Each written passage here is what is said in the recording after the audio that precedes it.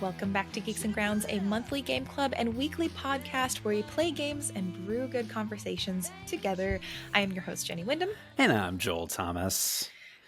And did you hear that voice? No, what's the voice? Or was it the wind?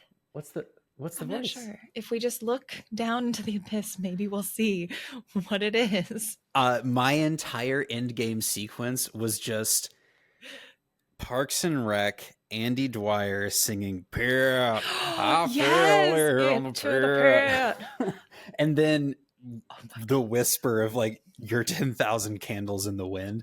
Just like I just need Lil Sebastian, the little tiny pony, or tiny horse, to emerge from the void, and then all will be well. It's so funny you mentioned that because we started a rewatch of Parks and Rec just the other week. And so I have been in my head just trying not to replay the so it's kind of wild that you mention it today. Is it kind of wild or was it inevitable? I mean, that's what we're going to be talking about today. Is it fate? Did we throw something in a pit and now we're just getting it back? My gosh, so many questions, so many answers. These are the questions.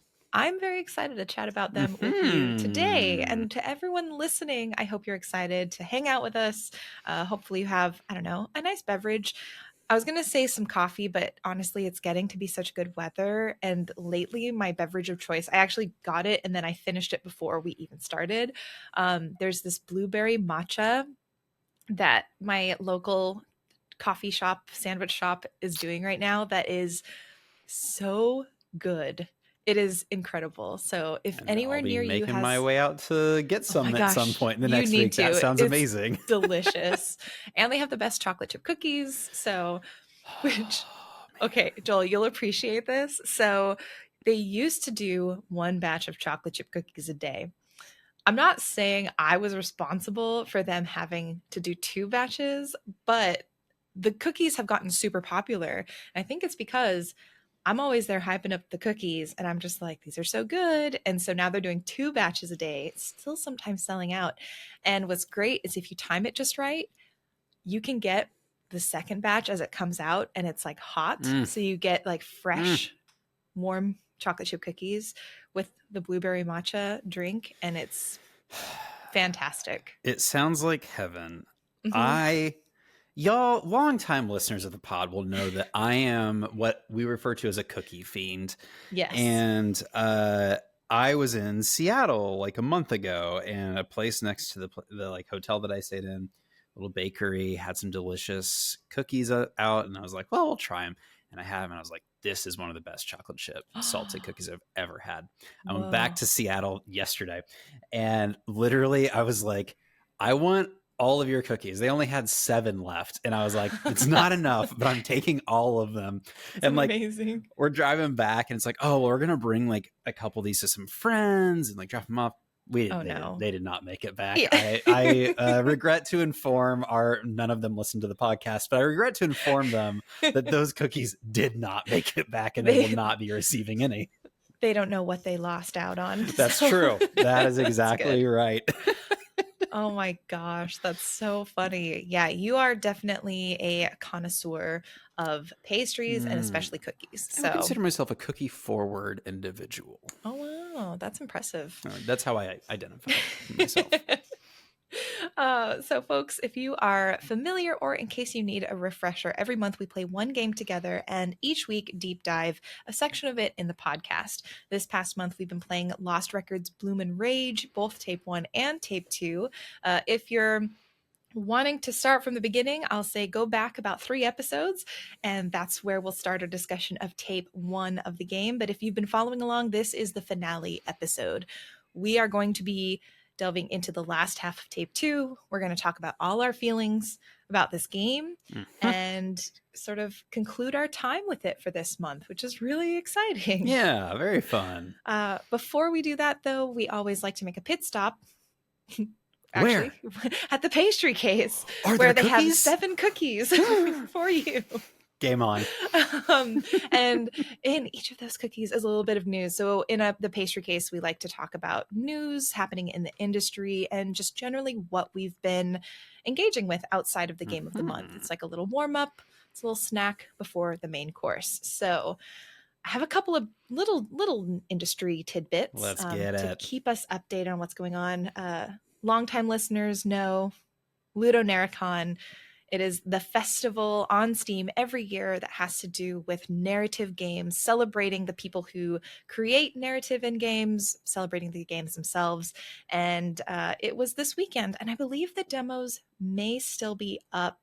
The page may still be up even Oh, if the I'm page is clicking. up. It's still Yeah. up. Okay. So you can still go. I'll put it in the link in the newsletter tomorrow. But if you're listening to this on the day the podcast launches, but I'm curious, did you have a chance to hop in at all, Joel? Or if you're looking at it for the first time now, are there any games that are maybe sticking out to you? Wow. Okay, so we've used the words Ludonarracon a number of times in this podcast. I feel like it's been a valuable source of games for us, but I've Mm-hmm. never known what it was. I did not even know it was connected to Steam. So this is all very fresh for me. But man, just like the cover images of these are so cool. Usual June looks awesome. Mm-hmm. Wander Stars looks very fun. Mm-hmm. I would never play the game We Harvest Shadows because I don't like wheat fields and don't trust them. But this looks very, very cool. So, did you check it out? Were there any standouts? Yeah, I played a few demos. And just to clarify, so Steam is like the platform that hosts it, but Fellow Traveler is the publisher who like curates and throws this event together, not throws, like carefully puts this event together over a long period of time. I see. And they have not only demos for people to try, there are games that are on sale during the course of the event, panels and interviews of developers. Shout out to the Wanderstop team, Davey, our creative director. He was on there, for example, talking about sort of the creative process of Wanderstop as well as history as a developer. But so Ludonarracon. So have you heard of the phrase ludonarrative dissonance by any chance? It's a No. very like games academia. Put me on. Let me talk about Put me fancy on, things. Jenny. Let's go. Okay. So basically, it's and if you are actually games academia, I apologize for what is probably going to be a little bit of a butchering of the definition. She has to dumb it I down am for me. not of that caliber. I just really like narrative games. So the dissonance is that conflict where the story of the gameplay and the mechanics used to tell that story don't always necessarily, or they can have tension. And I'm trying to think of an example of ludonarrative dissonance. I think one of the common examples is I think war games often have examples of that dissonance where let's see, I think it's like I don't play enough war games. That was a really bad thing for me to even try. I was like, I just know a lot of times, like in war games, there's that dissonance. I know like in achievements, oftentimes you're like given a trophy on a PlayStation game for killing like 1,000 enemies or 2,000 enemies. And it's like that is dissonant for what your game character is probably doing, or use a player with the intent of being a hero and killing these enemies. It's that kind of the disconnect that happens between you as a player, the character of the game, and the mechanics. Is an Again, example of this like, because I remember you talking about this a bit when mm-hmm. like The Last of Us 2 came out, that you were saying that like Yes. there's a message here overarching about like Mm-hmm. violence leading to more violence and not being a solution, like, high level, but that the Yeah. game does not allow you to not engage with violence. Is it Yes. something like That's that? a great example. And that Oh, was, yeah, I remember talking to you about that and being so okay. frustrated. Yeah. And so that's an example that's like a really great example of ludonarrative dissonance, is that idea of this plot is all about revenge and why, your characters are exhibiting this huge amount of violence and you have no choice as a player to do something different. Mm. Um, Again, there's probably more nuance to it. There's certainly more nuance to that, but that's where the Ludonera of Ludonera comes from, is this focus on that narrative component of games. Do they ever invert it? Like, the point of the game is that violence is the solution, but your character, your MC, just wants to bake cookies all day. And like, it's a baking sim, but around you is like gang warfare that you should be getting engaged with to protect your community. Do they ever invert it? Should we make a game? You know, yeah, that's a really fun idea, honestly. But I think that could be a really interesting game about it's time to take action. You just want to like bake your cookies and sip some tea. I'm sure there are other, like, I think this idea of like violence, especially because games often use violence as the mechanical driver. Right. That's usually why we talk about violence, but there are other ways that games can be dissonant from a player perspective and from the narrative perspective. But yeah, it's just, I thought, again, you can put that in your back pocket for a trivia day, sound really smart when you talk to your friends. But really, this Steam event is more to just celebrate the narrative of games, not necessarily that dissonance component. So I would say if you're looking at this and you're like, oh, are all these demos examples of ludonarrative dissonance? No, it's just, I think it's just about narrative games. But yeah, as far as demos, I have a couple demos that I'm still trying to get through tonight, probably. I tried playing in Konbini, which is a game about managing konbini in Japan. You literally are just stocking the shelves, rotating objects so that they're facing the proper way. It's just super methodical and very calming to play. In this demo, you're actually doing the night shift, so it's like dark and raining, and you can hear the rain falling on like sort of the metal and pavement outside. Peaceful. Oh, so cozy. And the story of the game is this is your last week before you go to college, and you're helping your aunt at the shop.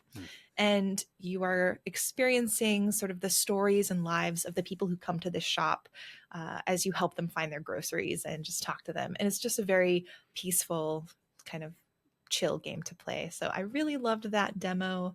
I also played a game called Scrabdackle. Scrabdackle is quite a name. It's so funny. This is I guess you could classify as a Metroidvania. That's what they classified it as in Steam. It works kind of like a twin stick shooter in the magic system, where you're like moving the joystick around and you're also angling and like shooting with a trigger. But it's about a novice wizard who gets kicked out of the, like, something bad happens and they get ejected, like physically ejected from their wizarding school, and they have to find a way to get back. And they're exploring this land, and you kind of learn about this tension between the wizards and the peanuts population that were like, literally they look kind of like peanuts, sort of goofy peanut population. There are like these warmongering ducks in the north that you kind of meet at the end of the demo, and you don't get to know more about, because the demo ends. But it's just a very silly game with a really fun magic system, and it's kind of got Zelda style exploration where you've got the grid and you're sort of like unlocking each square of the grid as you explore. So very fun, very nostalgic, very silly game. Awesome. Yeah. It looks like the wizard, and I've never known this wizard's name. Yeah. But in one of the Final Fantasy games, there's a little tiny wizard that wears a blue coat and like a big straw. Vivi. Is that the name? Yeah, it's Vivi. Vivi. From what Final Fantasy is that? Final Fantasy 9. Although black mages show up, in Final Fantasy 1, and so you can see these example of mages earlier in the Final Fantasy franchise, but Vivi is the one that you're thinking of. You're teaching me so much today. Yeah. I've learned so many fun facts today. Ludonarrative dissonance. Yeah, so much. Like, people don't have to pay for this podcast. You're just out here teaching us. This is great. Just education. It's in our blood, Joel. Incredible. You can take the teacher out of the classroom. But yeah, and just to shout out a couple other demos real quick. There's a very fun point and click game called A Week in the Life of a Social Giraffe. And it's asocial as in not social. And basically, you're this giraffe that hates social situations. You just want to exist without having to talk to anyone, without having to engage with people. And so the puzzles are all about you navigating these situations without engaging with people. Very charming, very sweet. I really hope by the end of the game, the giraffe at least finds a friend or someone to connect to, because it's very funny and very cute, but I feel like they're very lonely. And then I guess a more serious demo, but really impactful for what it gave in terms of a demo experience, was the Berlin apartment. Oh. It's this beautiful first person narrative game where you are across different points in time embodying perspectives of people who lived in this one specific apartment in Berlin. You begin in 1989. I think it's right before the fall of the Berlin Wall, and you are on the east side of that Berlin Wall. The demo hops to 1933, right after Hitler becomes chancellor. And then it hops to 2020, where we know lots of stuff happened in 2020. So this game, I think, is going to do something hopefully really special about people in their daily lives in unprecedented, quote, times, and how they all share this space, even across that time. So really impactful. That's awesome. Very short demo. It was like 20, 30 minutes, but definitely left me wanting more. Awesome. Yeah. So for folks who are interested, as of this recording, the demos are still up. The page is still up. I will link it in the newsletter. And I think even if the event is done, the event page technically still exists, and you can at least go and see the games featured. So even if they don't have a demo still, you can wishlist them and also see what else was featured, because there were 50 games and they were all great, including 1,000 Times Resist, one of the featured games in Ludonarracon this year. And we have some great news. Joel, did you want to read like the headline for this and introduce the topic? I've been tracking against this for a bit, but officially 1,000 Times Resist in Sunset Visitor, fellow traveler, has won the Peabody this year. Let's see here. So we have 1,000 Times Resist, narrative adventure game that tells an interactive, non-linear science fiction story in which time and memory are core game mechanics. Created by a team of majority Asian Canadian creators led by Remy Siu.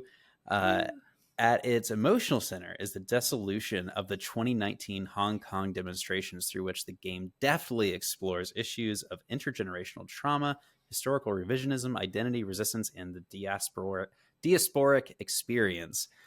This game is like one that we've been talking about since we played it last spring. Was it like exactly a year ago this time? Yeah, I think so.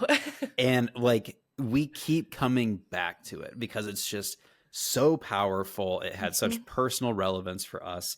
And so, yeah, seeing these guys get their flowers is just, I just love it when the good guys win. And this is one of those moments, and I'm just so happy. Yep. Huge congratulations to the team. For folks who are maybe newer to the podcast, or if you haven't caught up to some of our older episodes, I'll be sure to maybe link somewhere, newsletter probably, and you can also go to YouTube and Spotify to see previous episodes. We have an interview with Remy and Pinky. We have what was it? I think we took 4 weeks, 4 episodes to cover 1,000 Times Resist, and it's just so good. It's so good. I recommend this game to everyone, and I hope everyone plays it. And even if you don't like it, I think it should be played. Very least. I like that. Yeah. I will add the main criticism you're going to hear from a year ago is that Joel keeps getting lost in the map. And that's valid, though. That's valid. But they updated it at the end, like the last week that we were recording, they updated the map. And so just ignore all of those criticisms because they've been fixed. Yeah.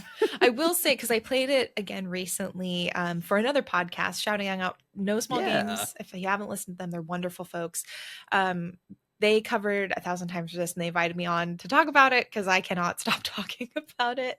And I will say, replaying it with the map, I don't think I needed the map as much. I think because I'm just a little bit more familiar with the Just game. that good. I just can navigate with no problem. But no, I do think the map is a little helpful, but at a certain point, you kind of just run around the circle and hope you end up at the right spot. Gotcha. Okay, yeah, that makes sense. So I still had the same strategy for the most part with navigation. But yeah, huge congratulations to the team. Peabody Award. That's awesome. That's huge. And then to conclude the news for today, Polygon and Giant Bomb had some not so great news. On this is, I believe, on May 1st is when it happened. Mm-hmm. But Polygon and Giant Bomb were both dismantled on the same day. I'm looking at an article by Garrett Martin from Paste Magazine. And basically, Vox Media launched Polygon in like 2012. It's been a staple of the games industry. Giant Bomb was launched in 2008, another staple, and really led the way in a lot of that personality, kind of almost not influencer based, but just like really personality driven games coverage. And yeah, they were both, I think, owned by Valnet. Like, if you go up the Mm-hmm. chain, Valnet was the company that owned them. Valnet also owns Collider and Screen Rant, which were other sites that cover media. And basically, almost the entire staff of Polygon is gone, and Giant Bomb has paused its streams. And as far as we know, according to this article on May 1st, creative director Dan Reichert has announced he'll no longer appear on the site after creative conflicts with its owner, Fandom. Jeff Grubb announced his departure from the site on May 1st, and other employee statuses are unknown. So it's another huge decimation of staples of games journalism. You know, I the opening paragraph of this, I'm just going to read the first two sentences because I Mm-hmm. think it is so well put. Mm-hmm. There used to be websites. Their employees would write about stuff, sometimes make videos or podcasts, and typically aim to keep their readers informed about whatever topic the site, excuse me, focused on, and maybe even a little entertained. Maybe even a little entertained too. Between this Mm-hmm. and like the showrunner for 60 Minutes resigning a couple weeks ago with Mm-hmm. pressure from the owner of CBS, like it is impossible not to see the trend of the collapse of media as we have known it for the last 50 years. Yeah. And like what is amazing about the first two sentences of this article is without this type of capstone to remind us that things used to be this way, like eventually it just won't, and we won't know that it ever was. And Mm-hmm. I don't know, it's hard to look at this and not just feel really pessimistic right now. Yeah. It's like knowing that, and we've talked about these layoffs before, both on the games development side as well as the game Mm-hmm. journalism side. Mm-hmm. And every time it's just the loss of institutional knowledge, of the experience that these writers have, of all of the things that have happened in the games industry history that they have lived through, and that can bring context to future coverage and future things that happen. It's gone. And I think the most challenging part about it is the fact that there are lots of really incredible independent sites and independent media that cover games, both indie, AAA, games industry, worker related, topics in the industry. But the fracturing of that information is devastating. It becomes harder to find things unless you spend time curating that for yourself. It becomes harder to find ways to support, because giving one outlet $5 a month is doable. Giving 20 different outlets $5 a month, that's a whole different scale. And Mm-hmm. frankly, I don't think an individual should feel like, if you have the capability to do it, wonderful, but we shouldn't feel this pressure to have to support something that has been in existence and fine. Honestly, whatever complaints you may have had about the industry, like it at least sustained up until now. So yeah, I really don't know I what to mean, say. there was a whole thing where it's like, even recently, was it Mhm.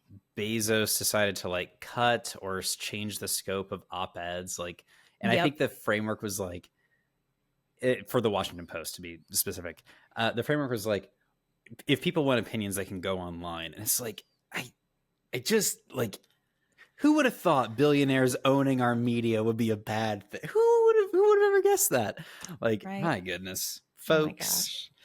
Yeah. Mm. So shout out to just a few indie outlets that you can check out if you're also looking for places where people are covering games and the game industry in really thoughtful ways. Aftermath, But Why Though, 6-1 Indie, The Indie Informer, Pen to Pixels. I'll link Mike Towndra at 6-1 Indie. He created this incredible list of just games media, Mm. podcasts, journalists. He was so kind. He put Geeks and Grounds on there, which was Oh, snap. incredible. Yeah, I was like, oh my Cool. goodness. I mean, technically, I guess, yeah, we are. But I will link that in the newsletter this week as well, because it's a great place to discover a ton of voices covering games from a variety of different angles.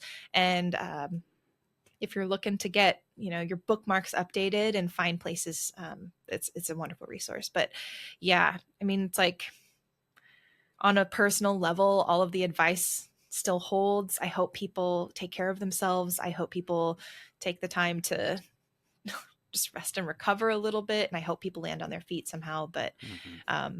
major shifts are happening, and major shifts need to happen for games coverage to continue, Yeah, because it's definitely in a dire state right now.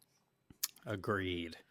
Um, I would love to shift to a moment of optimism about something that it Mm-hmm. seems we both have in common. Yes. And that is Clair Obscur Expedition 33. Oh my God. For me, at this point, everything else in life is a side quest. Mm-hmm. This is the thing that matters. I am so deeply invested in this game, the playability Yes. of it, the experience, the score. Like, I am just like top to bottom loving this experience. Ah, I've probably put in like maybe 7 or 8 hours in the last couple of days, and I'm just like awesome.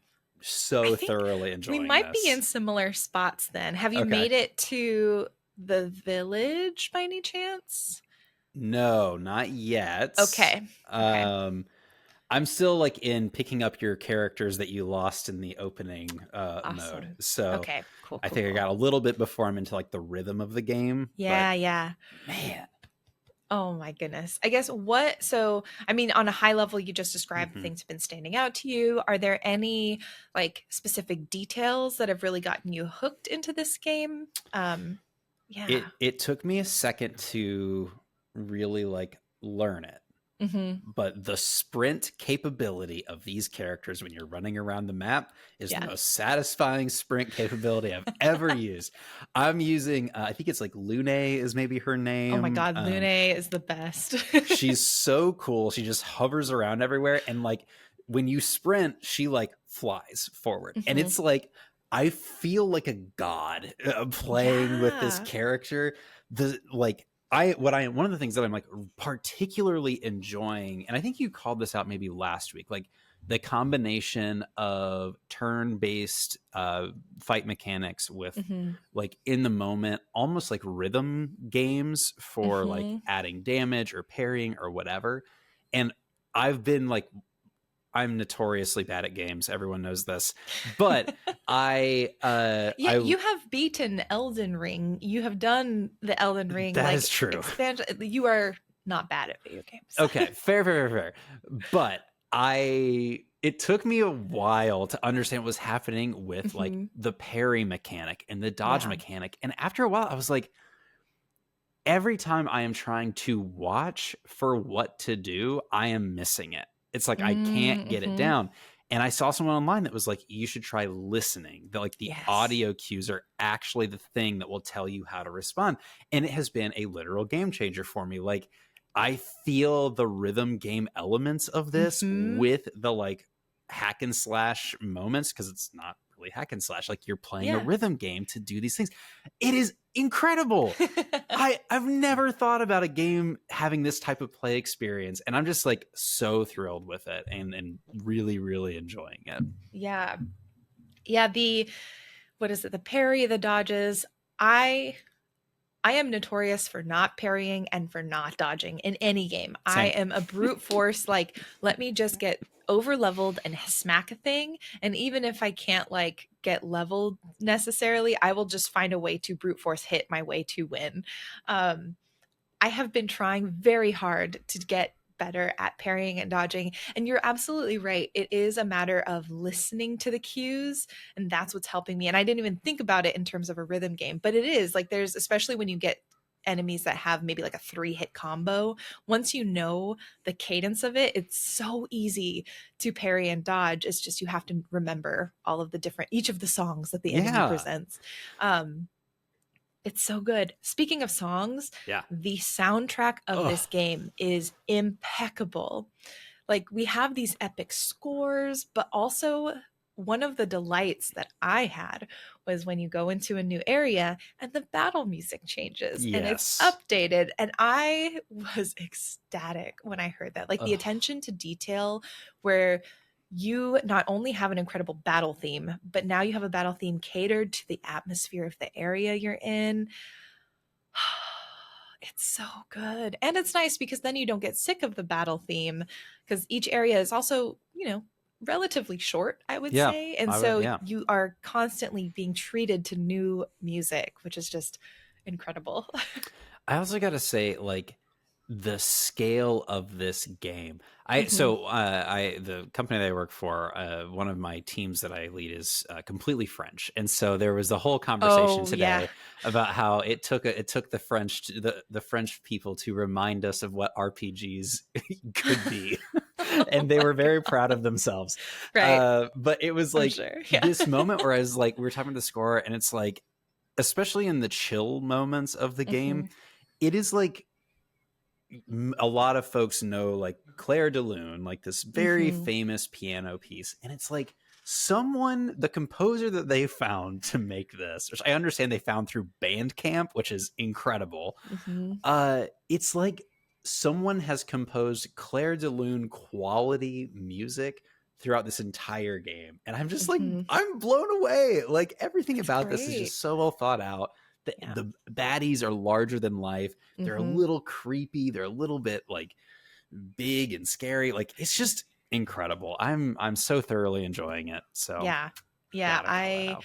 I have put down, because Blueprints, one of my game of the year contenders, it is incredible. I put down Blueprints because Expedition 33, there's something of just, yeah, truly nostalgic. I love RPGs, and the way that this has taken the genre and made it feel fresh while staying very true to a lot of the tropes, like in a very good way, Mhm. has been so much fun. So I know I'm going to go back to Blueprints, but Expedition 33 has my heart right now. Um, yeah, it's so much fun. I'm right there with you. I put down Oblivion so that I could do the same thing. The other thing I've been into, or that I watched this last week, and y'all, I'm just gonna like give an asterisk that you all know I like to like things, that like disliking things is not a position I enjoy being in.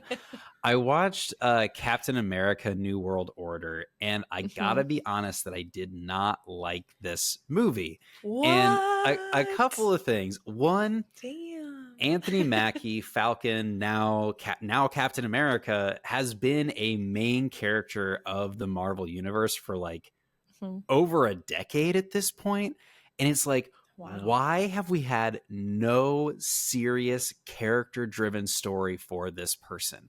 And Mm. now, like, he finally has like his own movie, and it is not a character exploration of this person. And it makes me so frustrated. Also, there's a whole like apparently there were a lot of production issues because one of the Mm. main characters is this like Israeli ex-military person, and she is apparently like a superhero in Marvel somehow, and they started including her, and they, What? after a huge amount of appropriate backlash, Yeah. way diminished her role. But I think because of this, my theory is they did not know how to restructure the plot. And so the Mm. story is like really all over the place. And so like all of this is to say, like, coming off of last week when we discussed Sinners, Oh. it's like, take me back, take me back to the team that cares. Mhm. I want back into like one of the best movie experiences of my life. And I was just like very let down by this, and hope that we can eventually give this character the spotlight that he deserves. So that's my take, Yeah. and I apologize that it's not an optimistic one, but that's just where I was after this. I mean, I'm very okay not liking something. I And know. so and so I'm well, and also I'm not a Marvel fan, so I'm here for it. I've never seen this movie. I actually didn't even hear about it until you mentioned it, but I can be here supporting your dislike of this thing. I'm in your Thanks, corner. Jenny. I just, when people put so many hours into their creative process, and I know that like Marvel is not like, a team of indie creators putting a thing together, but it's still a I lot mean, of it's people's still a hard creative work, process, yeah. And it's just like, it's disappointing, especially when it's Mhm. like, this is one of the first, apart from like Black Panther, Yeah. like mainstay Black characters getting their own solo movie. And it's just like, Mhm. it was just not, it just, for me, was not done well. So it's disappointing. Yeah, that is disappointing, especially because, again, yeah, knowing that you are a Marvel fan, I would have hoped that you would have enjoyed it. But I Yeah. also think it's important if you don't like something, you can absolutely talk about why, because it's not like you're going in bad faith and disliking it for a silly reason. You know what I mean? Like I think Yeah. you have very valid critiques on it, so that makes it.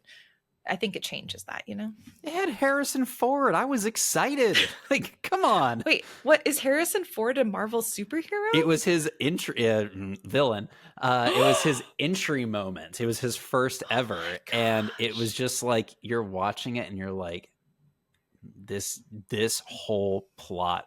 To What a be honest, shame. it feels kind of exploitative. Like they're dealing with. Wow. There's a character they introduced in a previous show who was like the first Black Captain America. Like he was in Mhm. Vietnam. He was like falsely arrested, and they brought that storyline back as a part of this. But like they so thoroughly did not honor that story that it felt like bait. I don't know. Mm, that's frustrating. Yeah. But how about you? You've been getting into anything that you have been excited about?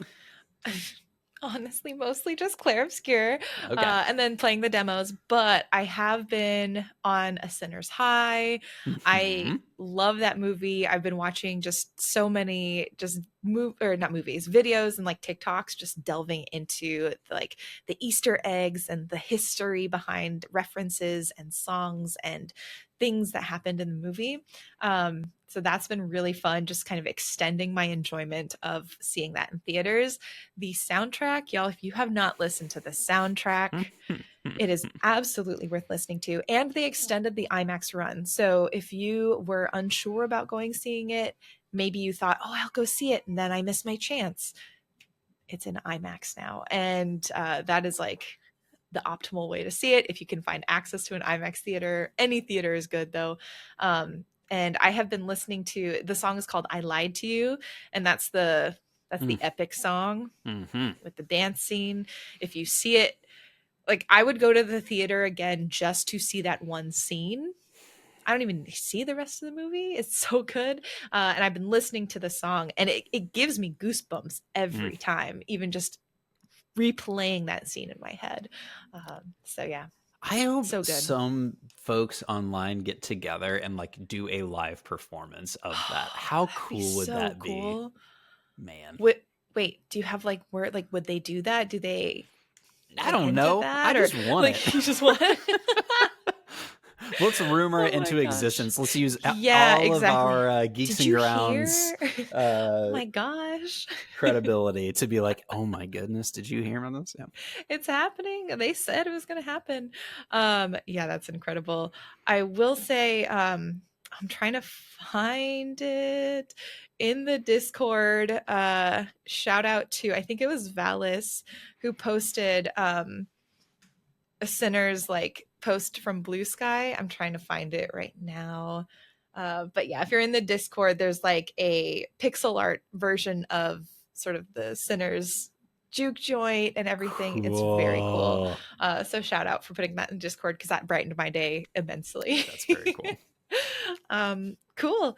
Well, to close out the pastry case, we have just a couple of indie highlights, some releases if you're looking for something to play or something, I don't know, new to look forward to.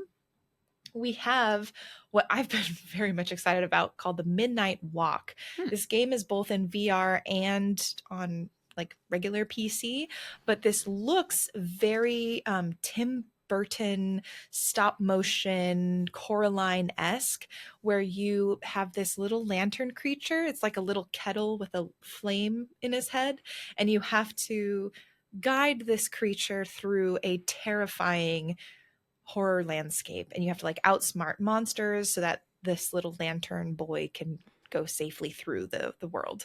I uh actually cannot imagine playing this in VR. I would be terrified. no, I would not play this in VR. Absolutely not. Oh yeah, Pot Boy is his Pot name. boy. It's very Nightmare Before Christmas, but Yeah. like a shade darker. Yes. So that is out on May 8th. Again, you can get it in VR if you love VR, but you can also just play it on your computer. And then if you're like, I'm not into scary things, I'd like something a little bit more whimsical, a little bit more cozy. Pixel Shire is going to be out on May 8th as well. And this is like an RPG sandboxy game where you basically build your life, explore, do a little combat, do a little town building. It looks very, very cute, very pixel arty, as the name implies with Pixel Shire. And yeah, I think it's one of those games where I'll probably pick it up just to like idle in the world a little bit in between Field of Mystria updates, especially. But it looks very cute. Pixel Shire does not feel good on the mouth. It's a little bit hard It's to the really, Xulsha sound. yeah. Xulsha. But it looks cute, and if Looks you very like cute. that kind of game, yeah, it's another option to pick from. Mm-hmm. So, as always, to get all of the links to the stuff that we've been talking about, you can subscribe to the newsletter. Geeksandgrounds.com is where you do that, and that's where you find all the info about the rest of the club and the games we play and how you can access all of them. Now, for this month's brew, we have been playing Lost Records Bloom and Rage. We are going through tape 2 and all of our final thoughts on the game today. As just a heads up, as per usual, anything we talk about today, full spoilers. And since we're talking about the end of the game, this is a full game. Anything goes. We can bring up whatever we want about the game You can't as we go stop through our us. thoughts. Yeah, you can't stop as we go through our thoughts. I guess to ease us in, Joel, did you want to talk about sort of loosely where did we end last week and kind of like what we did and what we're going to be easing into? The band has broken up. At the end of tape 1, there was the big concert. Swan tries to like bring people back together, at least how Jenny and I play. We're making phone calls. We're trying to encourage people to talk. But, you know, it's high school and it's high drama, and the girls are not necessarily like into that. Not to mention one of them is terminally ill with leukemia. And that is very serious, heavy, heavy stuff with a lot of feelings to work through. At the end of our last playthrough, so this is midway through tape 2, you as Swan are hanging out with Nora and trying to do a jailbreak. You're trying to get Kat out of her home so that you can go see a meteor shower. And after I liked your comparison last time, a Metal Gear-esque stealth mission. You make your way onto the awning of Kat's house so that you can get into her room and try and convince her to join you at the meteor shower. And so that's where we left off after last time. And this is going to take us kind of to the end of the game, where it seems like Mhm. some big moments are going to be happening. Big, potentially supernatural moments are going to be Yeah. happening. So I'm curious, when you got into Kat's room, how did the conversation go?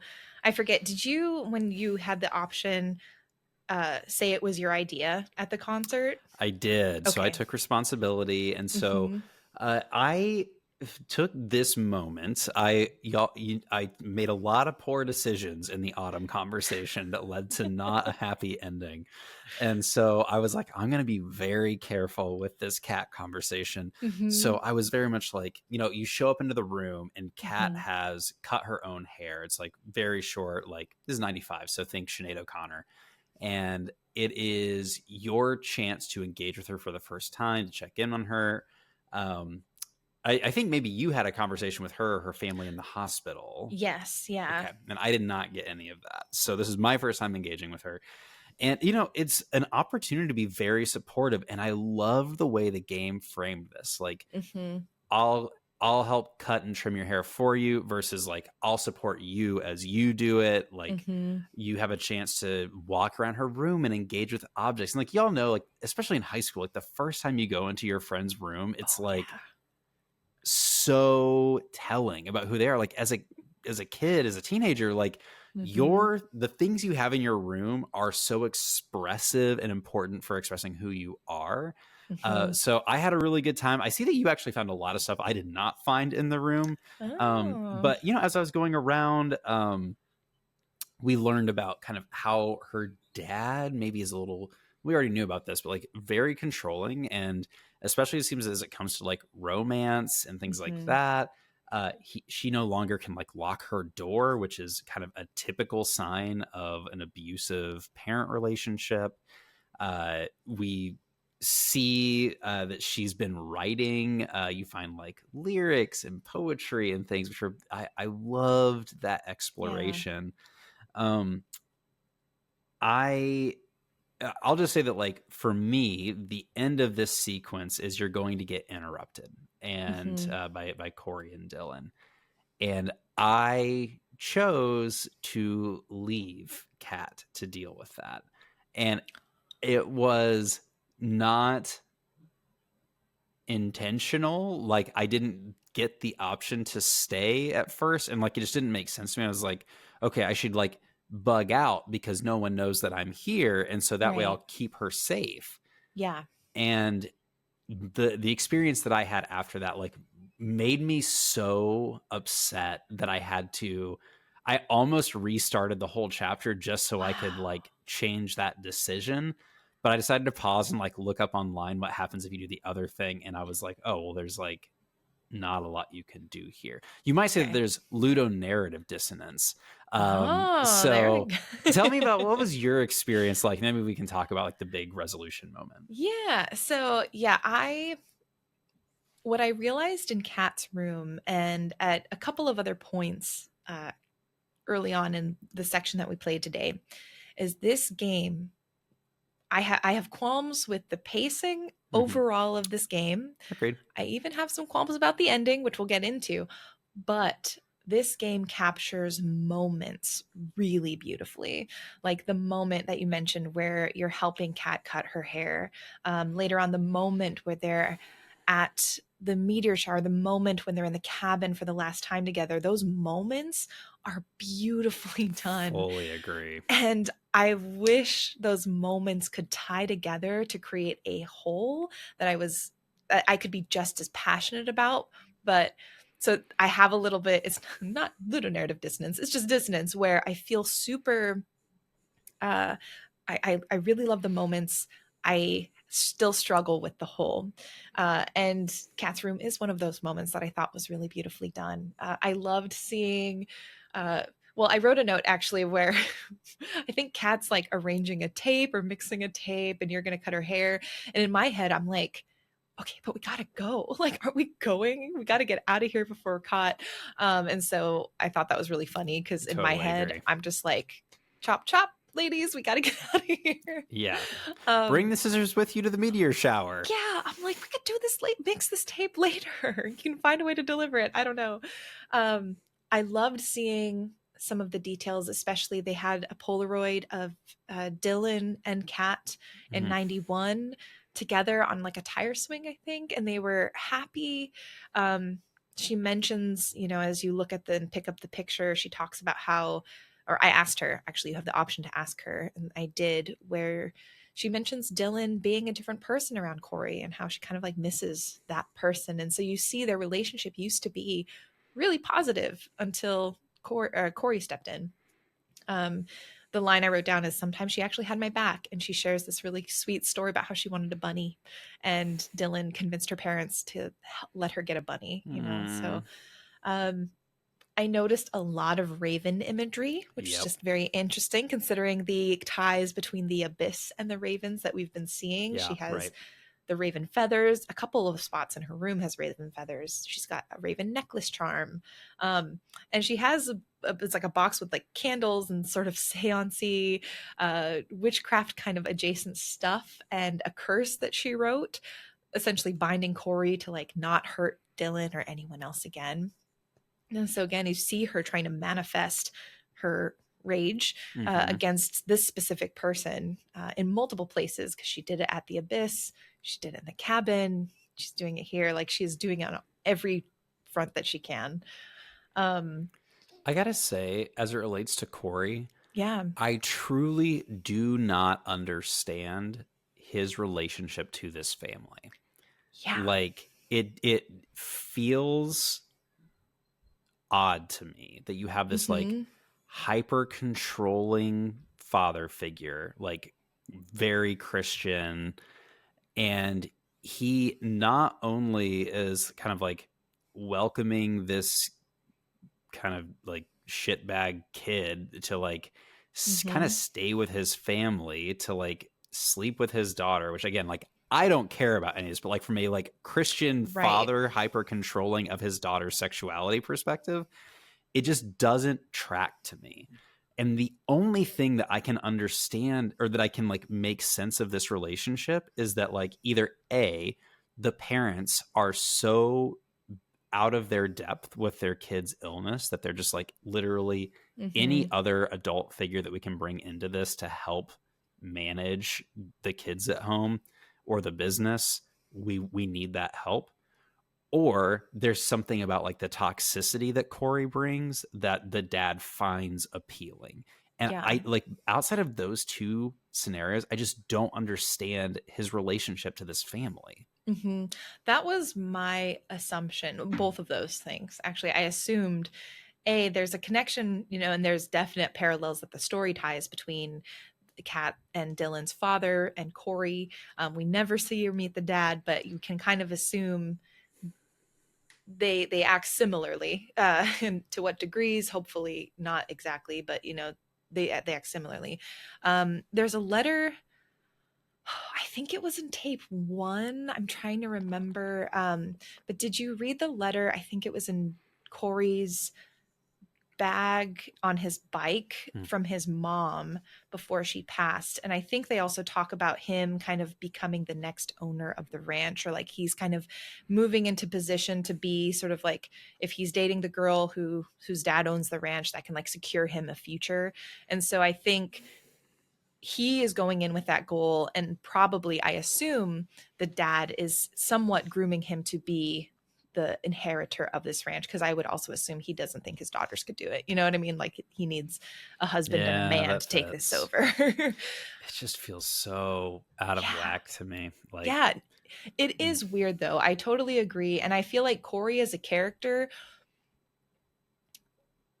really devolved and doesn't make sense as a person to me. And I we'll talk more about it agree. later. But I'm like, he Yes. doesn't make any sense to me. They like put in this stuff with like his mom and the letter and like planted the seeds that I thought he was going to be getting more of like an emotional arc of some Hmm. kind. And I feel Hmm. like that gets abandoned. Like maybe in later tapes, we'll see. But yeah, I don't Yeah. know. So just foreshadowing for later.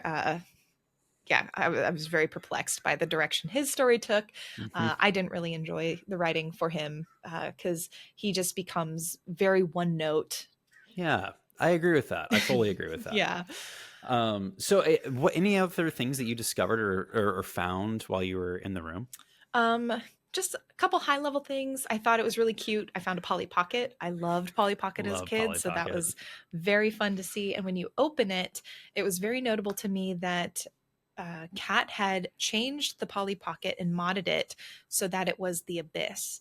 And so in the center, she had drawn the abyss circle. She had some ravens sketched in. So you can see the abyss has taken over a lot of her time, energy, thinking, to the point where she is like crafting and creating stuff centered around it. She had a photo of Gertie, which was really cute, the deer that she Yeah. rescued. And then I thought this was just wild.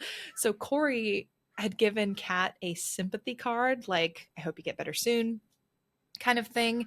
But you see that there is a name erased and then Kat's name was put in, and he wrote, like, I hope you get better. And Kat put underneath, my mom gave your mom this card, you cheaps, like, you cheapo. I totally missed that. Yeah. And so you see, this is where I was like, again, I'm like, who is Corey and what is his deal? Because he made, like, okay, it's very rude and very like, is he doing that to be cruel and mean? But it's weird that he would give a card that his mom got to some, like, Yeah. I don't know. I'm just so confused by him, and I did not like Corey just as a character, but Yep. also just how he was written. It just didn't make sense to me. Yeah. No, I agree. Totally. Yeah. Um, Before they are interrupted, there is a really sweet moment, again, highlighting the moments that this game is able to Mm. create, where you've cut Kat's hair, and Swan and Kat have a moment where you do another recording interview of Kat. And it was really sweet. And this part did get me a little bit like frog in my throat, where Kat mentions, like, you're my best friends, y'all are weirdos, and I really love you. And I was just like, that got my emotions going a little bit. That they bridged a Terabithia idea on They that did. one. They I'm with did. you. It hit me too. But okay, so Corey and Dylan come in. And so because I almost bounced, but then I was like, no, I'm going to stick around because I want to, like, maybe we do a Yeah, final tell me about it. What confrontation. happens? Um, Corey immediately homophobic, and just says a whole bunch of just different horrible insults and slurs. He picks up the ticket, the concert ticket that Kat had won, Hmm. from the zine, rips it up, and then he picks up the camcorder that Swan brought and drops it and cracks it. Uh, Dylan is in the background, obvious distraught, telling him to, like, knock it off, don't break the camcorder. Swan's parents could own that, and then we'll get in trouble. And he does not listen to her. So that is what happened to me during that encounter. I had a similar but divergent experience. So Hmm. tickets still get ripped. He finds the camcorder. He does not break it if you are not there. So I'm curious to see Oh. how this makes the next part of the game kind of diverge for you. Hmm. Dylan still did make at least kind of a half-hearted attempt to kind of stop Corey, but he definitely does like get physical with Kat. He like shoves her. He starts kind of like what seems Yeah. to be choking her kind of thing. Um, I one of the things that I learned as I was like deciding if I wanted to restart this chapter or not is that the degree to which Dylan hops in changes based on how much time you have spent like with her, supporting her, helping to understand her. Oh, So wow. I'm guessing because of like how you have worked with Dylan, she was way more involved in like trying to stop the Yeah. violence than, like, for me, she kind of like, it was half-hearted, but she did like try to stop generally. Yeah. Yeah. Really interesting. Yeah, I'm now curious because if my camcorder is broken. Mhm. Okay. You but do you get the camcorder back? Nope. Or does Corey keep it? Corey keeps it, Okay.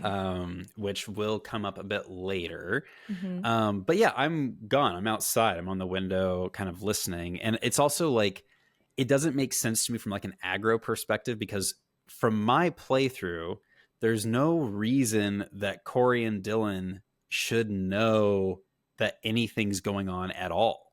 Like, Yeah. they don't know that the girls are there. They don't know that there's been conversation about going to this meteor shower. Right. So I don't understand what led to them like busting into this room. Hmm. It's not like we heard them catch Nora outside and then run Right. upstairs. Like, I just don't understand it. Yeah. And that this is going to happen a couple times in the end game where I'm just like, I don't understand the thing that led to this thing. And Hmm. yeah, we'll get there. Yep. I am right there with you. So in the next scene, we end up, we see two pairs of feet hanging off of the sort of bridge or cliffside that we have been using as our spot to hang out with the other girls. And so it's just Swan and Nora at the meteor shower. It's really sad. Like It is sad. they both have this moment together talking about, Nora is really vulnerable, I think, for maybe one of the first times ever in this game. And we have this moment where Nora talks about how she just really wants Kat back. She wants to give her present. She talks about missing Autumn and wants to know where Autumn is. And my thought was like, girl, you haven't called Autumn. Autumn said that you haven't talked to her at all. And we learned that I think she went to LA right after the concert. Um, but I'm just like, and we'll see later, Autumn mentions the same thing where she's like, you have phones in LA. So even though there were some gaps, I'm like, also, like you said, teenager, high school, sometimes even though you want something to happen, maybe Mm-hmm. or are afraid of doing the thing to actually make it happen. So Yeah, totally. but yeah, Autumn shows up to the meteor shower. She somehow knows it's happening and they were there, which I was confused about, and I was gonna ask you if I just missed that. I didn't get Autumn showing up at the meteor shower. What? No, she's not there. So tell me about how this experience plays out for you. Yeah. So I wrote a question for myself in my journal where I was like, maybe did we talk about it earlier when I had my Autumn conversation that went well, I think, compared to the one that you Mine did not experienced. go well. Yeah, I Correct. couldn't remember. But yeah, Autumn shows up. She kind of calls Nora out and says, like, you never called me after everything happened. But they kind of make peace with one another. Autumn sits down next to Swan and Nora, and they just have a moment together. As Swan, I chose to give Autumn a hug, said, we missed you, we care about you. And you have this little moment of reconciliation as the meteor shower starts, and you see like this raven in the background on the trees with the glowing eyes, as they're having this really sweet moment together. Okay, so I'm going to make a firm statement. Mm-hmm. The decisions that I made, and I think any character makes, Yeah. should not lead to Autumn not showing up in this moment. I think Yeah. from a narrative perspective, we actually have not had very much time with all four girls together.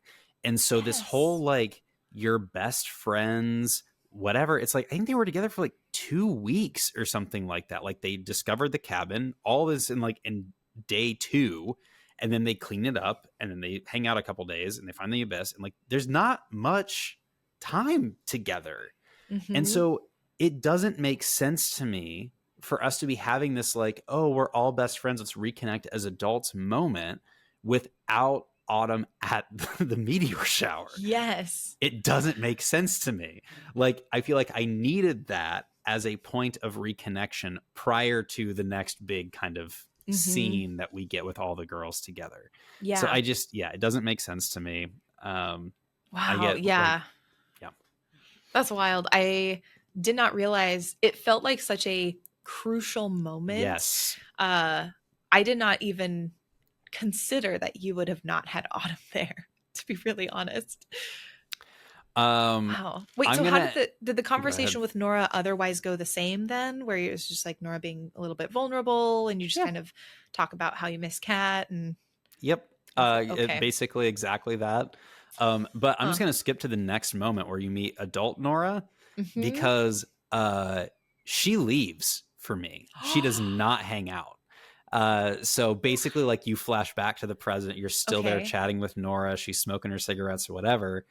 And I even picked like the good, like, growth spurt Right. conversations, and she left. And so it's like, Wow. like, it feels like a disservice to the overall narrative for her not Mm-hmm. to be here for this.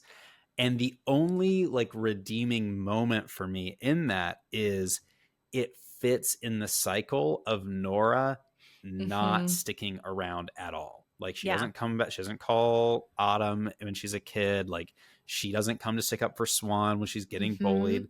And now, like, she shows up to this bar and then kind of immediately bails. Like, Yeah. you get that character consistency, but I feel like it's just not satisfying for the whole rest of this game to just be Yeah. adult Swan and adult Autumn reminiscing.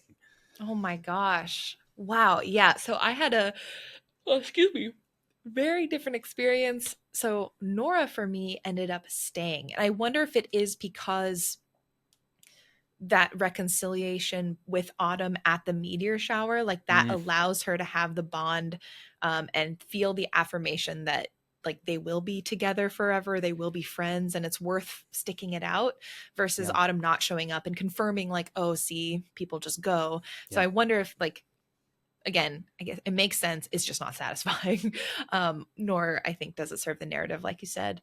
Um, yeah, so she, for me, said, once we got back to the present, I'll really regret it if I run away now. And she instead asked for a lot of confirmation that we were there to stick around. Like we were there for sure. We would not leave her, that we would have her back.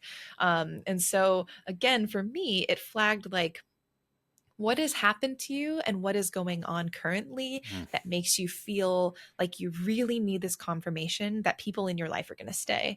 You can kind of, I guess, from her childhood, maybe tie that to her mom leaving, going to LA, and her wanting to like kind of follow her mom there. So I think you can tie her childhood into that, but it made me wonder because we don't really know what her home life is like, and we had hints yep, of maybe things not being as nice as they yep, seemed. So we got a little hint of that again, but no confirmation. Um, but Nora then has a memory about Kat bringing us back to the abyss, and it flashes us back for kind of the penultimate moment in yeah, this game.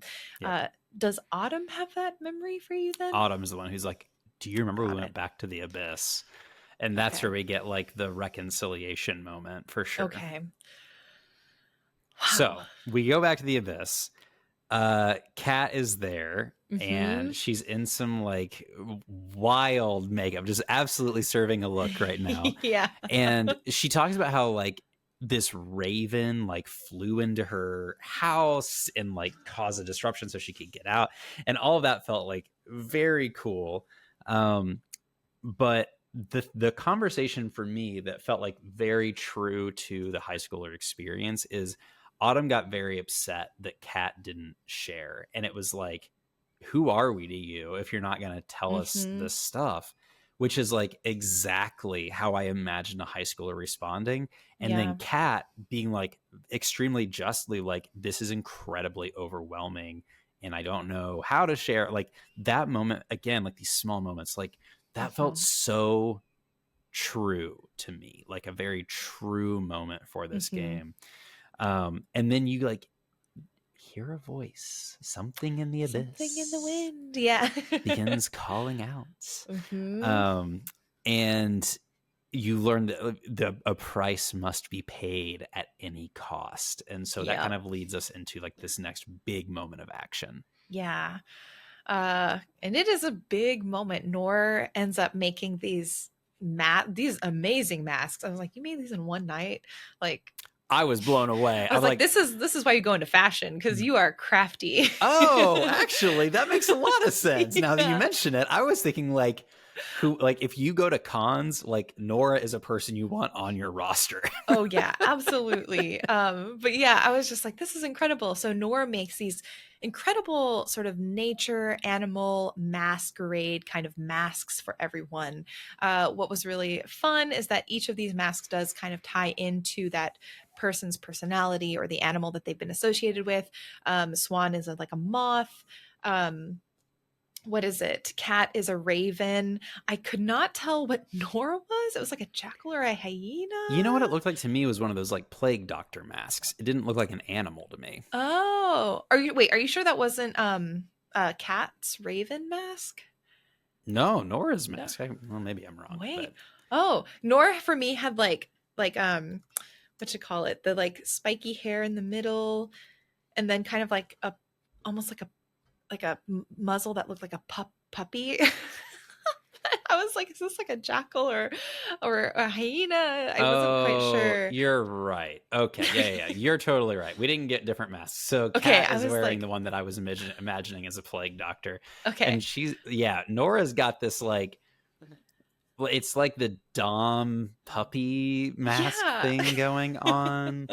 Yeah, I think that's what's happening here. And then Autumn, which is very interesting to me at the time, and then with events that happened later, I was like, "Whoa!" Autumn is a wolf, and there's like blood on her teeth.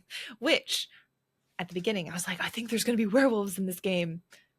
Actually, it was just a flash of that mask, is what we saw. Yep. So that was a bit of a Mystery tricky moment. Yep. solved. But you essentially have gathered at Kat's family ranch and you're Hmm. there to do some damage. You're Yeah. tagging things with spray paint. You can break windows. Hmm. Um, Yeah. Smash cars, egg the place, yes. lots of stuff. What's interesting is I'm seeing that like our earlier decision has come back in this moment.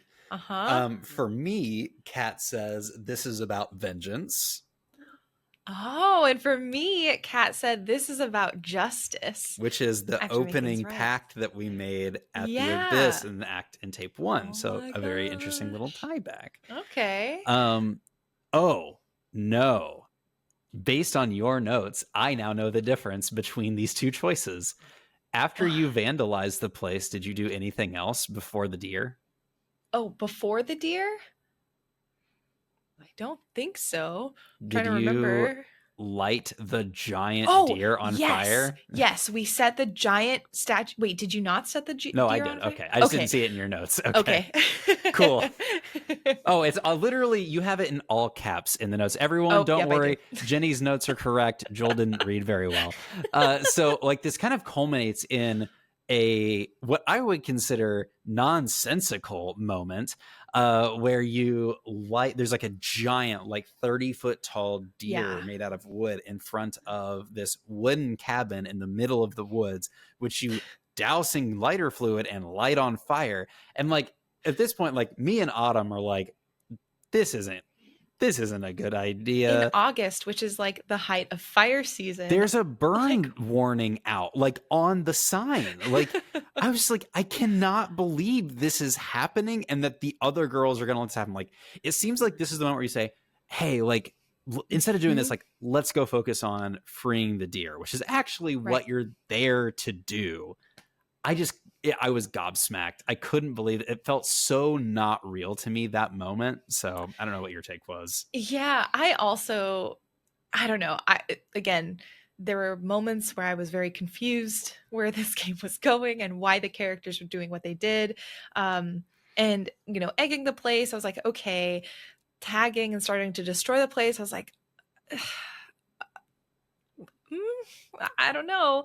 And setting that deer on fire, I was like, this makes no sense. This isn't justice. And we have a character that's talking about justice. I don't think personally this is justice. Now, of course, to Kat, apparently clearly she thought differently. But I was with Autumn where in my playthrough as well, Autumn was kind of like, hey, this is not safe. This is not what we're here to do. Like we Yeah. need to stop. Like this is the where we draw the line. And everyone's like, no, let's go for it. Um, Is there any way to stop it from happening, I wonder? Like, get I in the don't comments. Let us know if think you found a way to so. stop the fire. I think although I will say in relatively true teenage fashion, I'm like, if you're gonna go that far, I can't imagine these teenage girls who are already so hyped together doing this stuff would necessarily stop. So it is very believable to me that they would be like, no, we're going for it. But it also, it's like only believable if I'm willing to suspend the belief that this is happening in the first place, which I was like, I don't know, this doesn't make sense. Mhm. Freeing the deer made more Tons of sense. sense. Love this. So, like, as you'll remember, that Kat's family runs like some sort of deer hunting farm. And I don't know what that means. I've never heard of this, and I'm from the Midwest. But apparently, like, there are these deer that they keep on premise. And Gertie, Kat's favorite deer, is also in captivity. And you're there to try and Oh. bust all of them out. I kind of enjoyed this scene. Like, it felt like the Mhm. tension was getting built. And the like as you're releasing the deer, you have like the smoke coming in from this fire that you started, which is like, again, very extreme. And this is what, like, here's another moment that just like did not track for me. As soon as Corey and Dylan arrive, like, you don't see them, you hear them like arriving and like seeing the graffiti and seeing the Mhm. fire. They're like, it was Kat and her friends and they're over there, and it's just like, I thought the whole point of us doing this at night while they were gone wearing masks is that we were trying to not get caught, but they don't seem concerned about that at all. And like, it just doesn't make sense to me. So I don't Yeah. know if it made sense to you in some way you care to share. No, it also, I was like, you can kind of make the argument maybe Corey just has it out for Kat and her friends, and he would pin anything on them anyways. But in my head, I thought he clocked them too fast, and it didn't feel. At this point, I was like, I think things like have gone a little off the rails. Like Yeah. this is going in a direction that I was not anticipating, Yep. and it is escalating in a way that I had not predicted at all. It doesn't, So, to me, it doesn't, all of the action for this ending sequence does not fit within the universe that we have been exploring. It felt, a yeah. lot of these moments felt a little out of nowhere to me. Yes. Um, so you free these deer, and you are now being chased through the woods by Corey on his bike. And Mhm. it is like, he's trying to murder you. And like, Yeah. there's an element of like, maybe he's a little possessed at this point by the abyss, which is like, well, why? That's bizarre. He has my camera, and so he's recording Mhm. this. So it's Mhm. also like, uh, why did he bring the camera with him? And so I'd love to know if Yeah. the camera was there for you, and if so, how is it not broken? Whatever. Mhm. The eventually the deer get possessed by the abyss and like gore him so that the girls can escape, which, that was fun. I like that. Yeah. And then you end up in the cabin. But what was the chase sequence like for you? Was it similar? It was similar. So he broke the camcorder, but it was just the lens itself that was cracked. And Hmm. so again, I was like, how and why would he have this camcorder? Again, you could kind of pretend that, like, well, for me, it makes less sense. I'm like, if I was a teenager who had suddenly gotten a cool camcorder in the 90s, maybe I would have carried it around if I took it from a kid that I didn't like. I don't know. I'm not Corey, but you could maybe make an I argument. Well, it's like, guess. why would you bring it to the movie theater? Um, but for me, it made no sense for him to be carrying it because I'm like, you broke the lens. Why would you be carrying around a broken camcorder filming as you were chasing these children? Because he is bullying children right now, Yeah. and harassing children. And there was a kind of a interesting shot moment that I was like, why are we doing this? Where you are looking through the perspective of Corey filming the camcorder, Yeah. and for a second, I thought we were Corey. And I was like, why are we Corey? But really, you're controlling Swan and you're looking at the perspective of Swan through the camcorder. And that was just, I was so confused by that It took me a too. moment, for sure. It took me a moment. I was just like, why are we adopting his perspective at this moment? Other than I guess it's kind of like a cool concept for a shot. Like it's kind of a cool idea, but The camera's been turned on you, Swan. I know. I was just like it didn't do anything other than that. So Yeah. it was a little bit just disorienting. Um and yeah, I wrote Corey is out of his mind. Um, it's interesting you mentioned that he was possessed by the abyss because initially, while I thought maybe that was the case, I felt like as the night went on and we encounter him again, it felt like he was possessed by something darker. Like the abyss always felt like a positive power of sorts to me, where like the deer, the ravens, and even the girls become possessed with that power. Sure. Corey for me, I was like, I don't know what is possessing him, but I don't feel like it's the abyss personally. I don't know what it is, but His it, voice changes, right? Like you mm-hmm. start hearing this weird, like multi-tone octave Yeah. thing happening. But I thought his eyes also like flashed with that like purple vibrant color. And that's kind of why I Yeah. assumed that. I don't know. Again, this Yeah. whole ending sequence gets a little off the rails for me. So you get to the cabin, like you find your way to the cabin. It's like you've Mm-hmm. lost Corey, I guess. How? I don't. I guess because you got gored by the deer. I Yeah. don't know. But you make your way to the cabin, and your instinct is, I'm going to bar all the doors and close the shutters, and we're gonna have a dance party. And you get this fun little like Mhm. perks of being a wallflower indie Yeah. scene with music playing. And now this is where it's like all of your romance starts paying off. Like for me, I got to watch Nora and Kat kiss, and then I had a kiss Cute. with Autumn. I didn't say this, but in my conversation with Nora, she does say, as adult Nora, before she bails, she's like, Kat was probably my gay awakening, which I thought was like a fun little like Oh. moment to have. Yeah. And so like it's nice getting kind of like this payoff with this kind of like queer romance, like it's Mm-hmm. happened within the context of this moment. It made zero sense to me, but maybe it's just I because I'm not a know. hormonal teenager anymore. I don't know. Yeah, that's true. When you're a teenager, you take what moments you can. You just like go with it. Um, I also, again, it's one of those moments from like the moment is beautiful. The pacing, the story, How did we get here? what is happening? Yeah, But if I look at the moment as a little bubble, I really loved it. I thought that I agree. moment was really Totally beautiful. agree. Um, I had this, especially because they're in this sort of safety of the cabin and because we just watched Sinners, I had this sort of like parallel moment. In Sinners, one of the lines that really stuck with me is, I forget if it's Smoke or Stack or who said it, but he talks about how for one night, like we were really free. Mm, And that was kind of the Lost Records version of that for me, was this moment when they're off the high of this successful sort of like action that they took together and in securing justice for the deer, of letting out their rage against the ranch, and I would assume like Kat's parents for everything that they're doing and what they've done to Kat. um, and they're dancing together. This like power of the abyss is really just all around them because it's like glowing purple and yeah. pink in this room as they're dancing.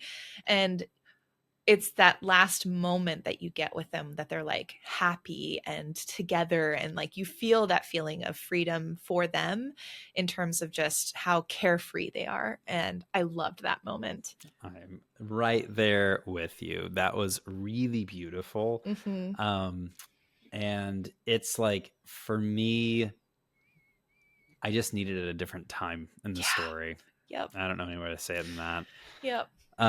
Eventually, Kat has like a nosebleed and is like laying down. You're like getting water, and like things are a little dire. It does not look good.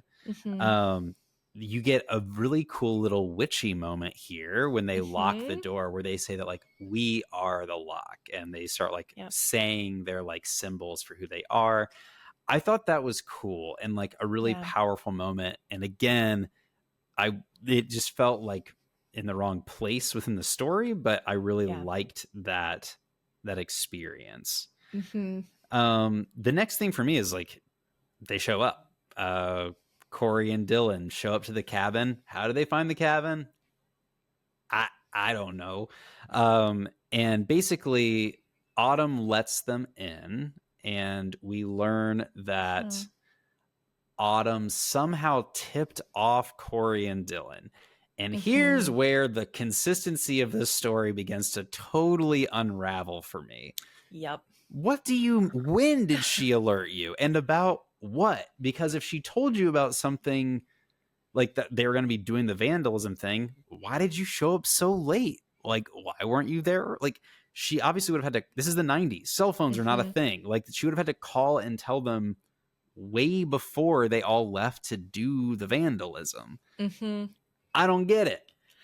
Yeah, I was just scratching my head trying to figure out if there was a moment I had missed or overlooked that would have signaled. The only thing I wrote down in my notes as potentially what gave Autumn the impetus to talk to Corey, not even like I didn't even get to how logistically that would have happened because but in a conversation I had with Autumn, I think it was at the Abyss, we had essentially promised each other, hey, no matter what happens, if Kat does something, we have to make sure to prioritize her safety.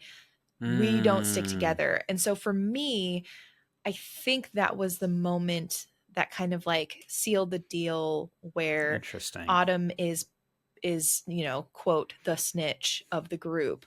I didn't like it though. It does not It make sense doesn't for her fit. character. I It doesn't totally make agree. sense in terms of how it would have even happened even if her character did do that. So it just, yeah, I felt like, I don't know, it was dissatisfying because also I'm like everything that I have grown to um think about for Autumn, it just doesn't fit this.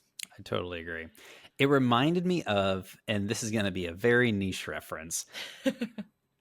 There was this show called The Blacklist, and it was like an NBC drama, like thriller.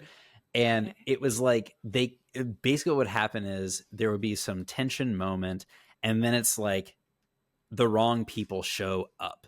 And they never explained how they show up. How did they know Mm, this was happening? How did they know where they were? How do they know? Like, why aren't they using their cell phones to call ahead and get help? Like, it felt like, yeah.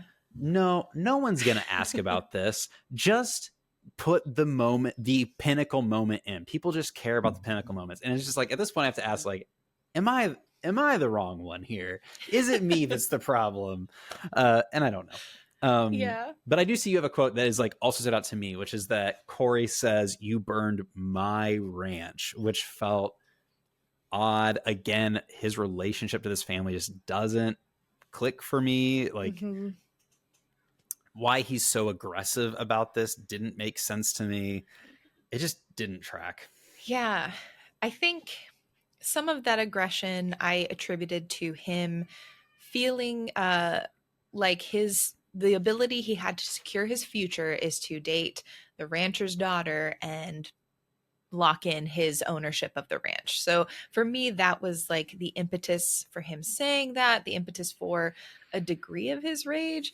But Mm-hmm. again, he is off the walls at this point. He is so unhinged, so just like out of his mind.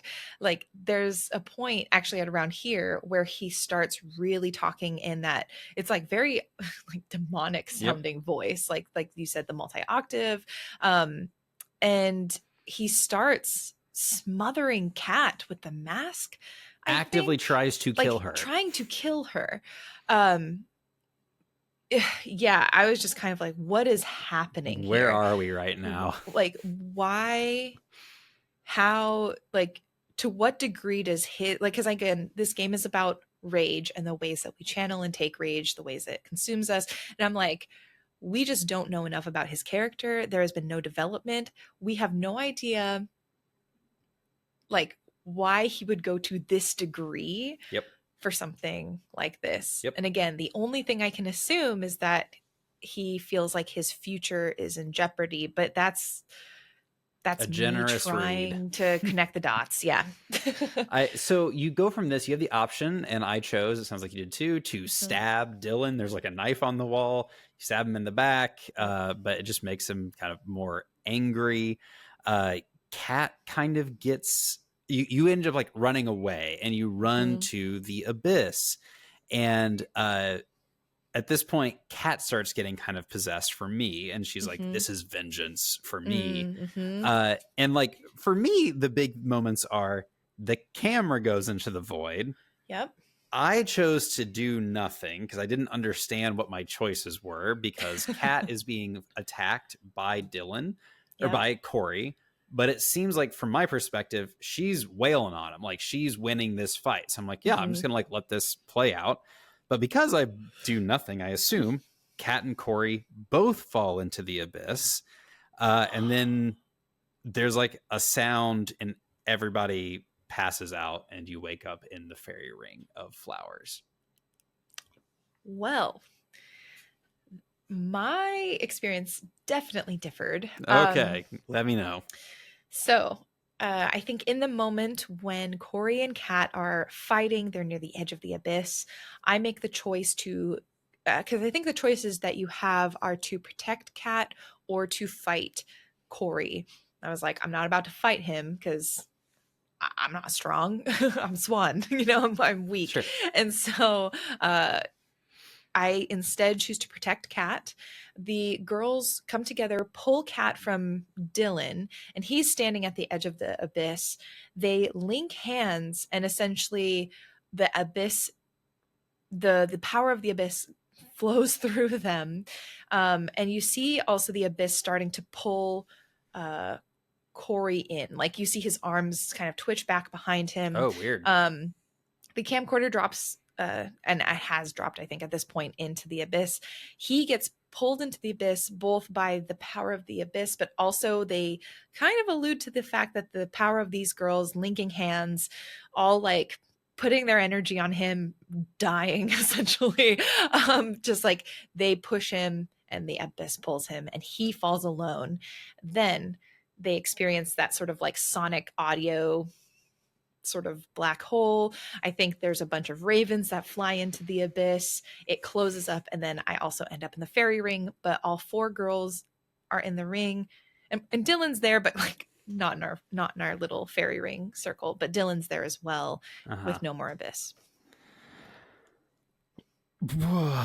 So Kat survives for me, at least in terms of not falling into the abyss.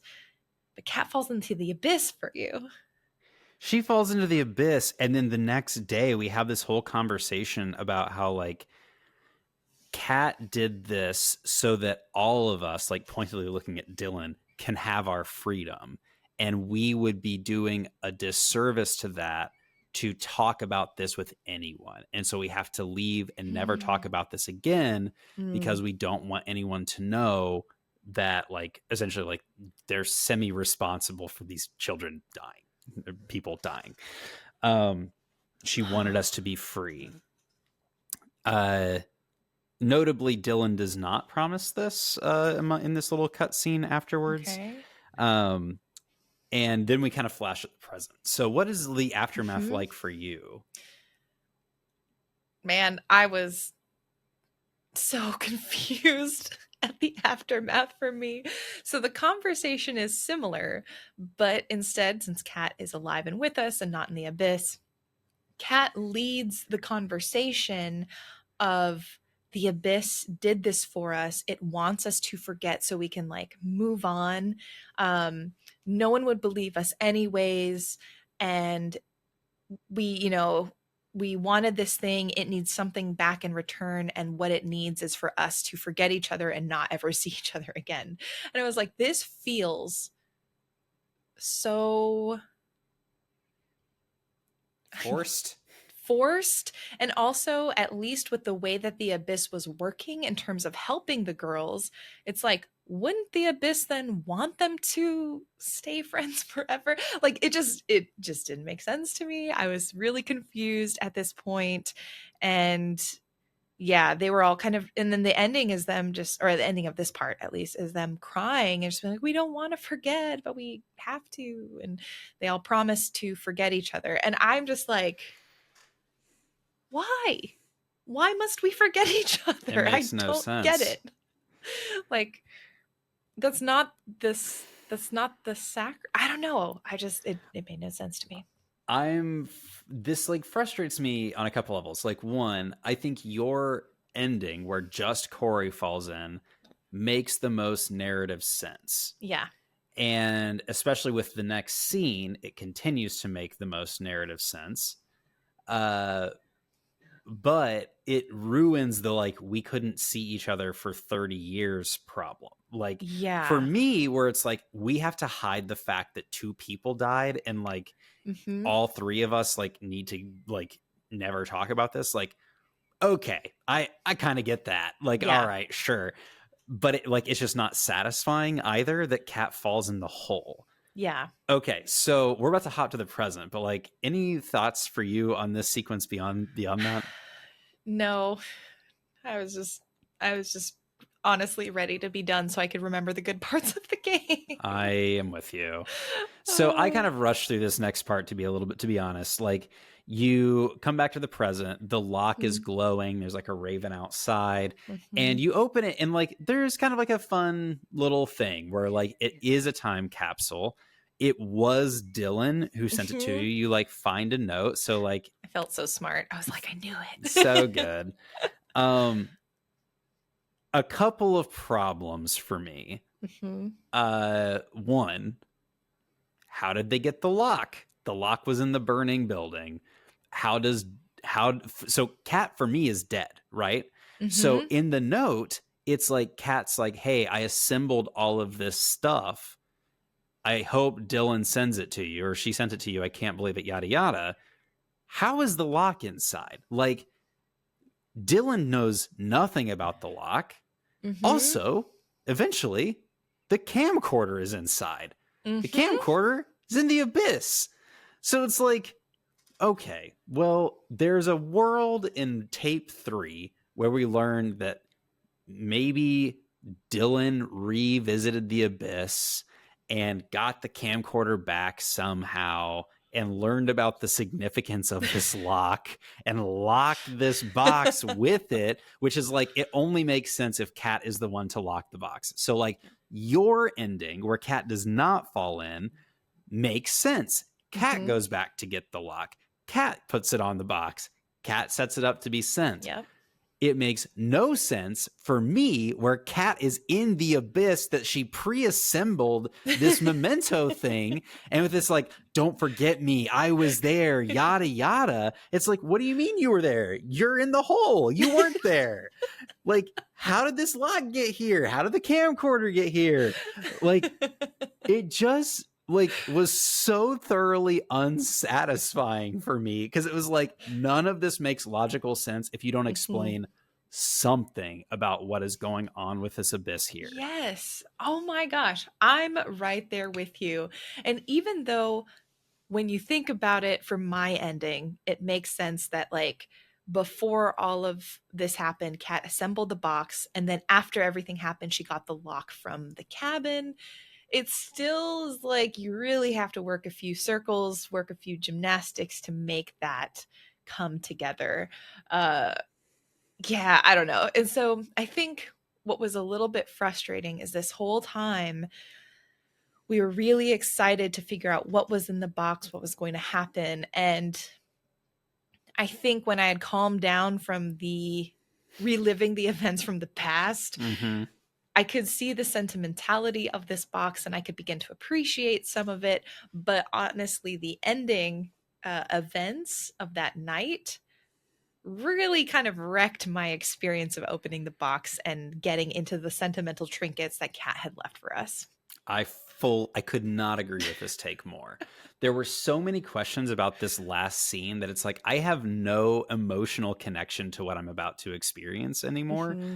And honestly, like, even if I did, most of the stuff you find you've never seen in the game. Like they're definitely like your Tamagotchi is there. Like there are small things where it's like, yeah, that's there. But like it's not like each one of these mementos carried with it a story beat that we experienced Hmm. in the, like, even the Tamagotchi was just like, I'm packing a box and I found my Tamagotchi. Like, there's no Hmm. emotional connection to it. So, and certainly not a connection to the group of girls. Like, I just, Yeah. Yeah. It's like some of the like you have, I think, um, a photo of her and her sister, which also I thought was interesting. I'm like, you're giving this to the girls, but this is a photo of you and your sister. Wouldn't you have maybe given this to Dylan instead of us? Maybe. Yeah, there were, I could see like why a teenager, if I was, again, giving it a really gracious reading, I could see why a teenager would put like, oh, here's my no means no pin. I find mhm, it special. I'll put it in my time box for my friends. I like the CD. I'll put it in. So it has that, I guess, sort of mundanity that a teenager would sure. have when creating it. But again, it's, I think that's the difference between maybe a video game and real life, right? Or a piece of media in real life. If we are making this in real life, it makes a lot of sense. In a video game, especially as the conclusion to the mystery that we've been wondering since the jump, I want it to have a little bit more weight and a little bit more significance. Yeah. I agree. So for me, like, so magically the camcorder works. And so, I know. uh, After 2 decades, how many Yeah, decades? right. So me and Autumn, because Nora's not there, Hmm. go back to the movie palace where we first met, and we kind of have this moment to like hang out. And you get like a cool little thing where the like spectral ghost of Kat shows up, and the spectral ghost of Nora shows up, and it's just the two Oh. of like hanging out again. Like, I'm assuming, did you get this sequence as well? No, I got a Oh, different one.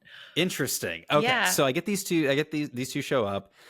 You watch like a cool little version of their summer together on the camcorder, which is nice. You get a very refined version of the music that they were playing, which I thought Yeah. was actually really rad. I love that. And then you kind of hug goodbye, and then you get kind of an epilogue, which we'll get into in a moment. Hmm. But how does that relate to your story? Similar content, but the context is different. So instead of just me and Autumn going to Movie Palace, because Nora's there, the three of us kind of get up and go to the stage at the bar where everyone's been doing Oh, cool. stand up comedy, and we have a moment where we actually have a little jam session together and we play a song together.